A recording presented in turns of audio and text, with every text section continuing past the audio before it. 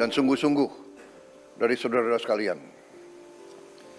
Ini saya rasakan sebagai pimpinan saudara-saudara.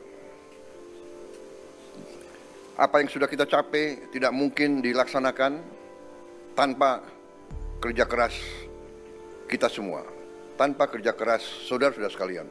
Sebagai tim, kita adalah satu tim. Tidak mungkin ada keberhasilan tanpa kerjasama tim yang baik.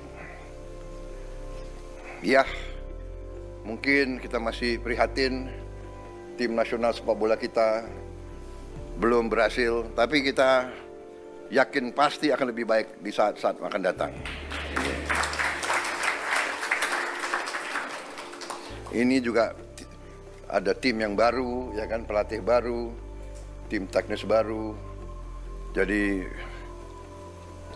saya percaya kita akan mencapai hal yang baik. Ini sepak bola ini adalah sesuatu yang penting karena rakyat kita memang merasakan bahwa sepak bola itu menggambarkan tekad kita, menggambarkan semangat kita. Indonesia tidak boleh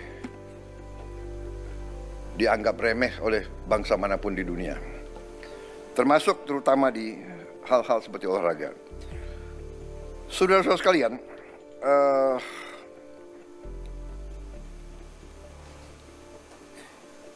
banyak sekali yang sudah kita laksanakan semenjak sidang kabinet yang lalu. Mungkin karena banyaknya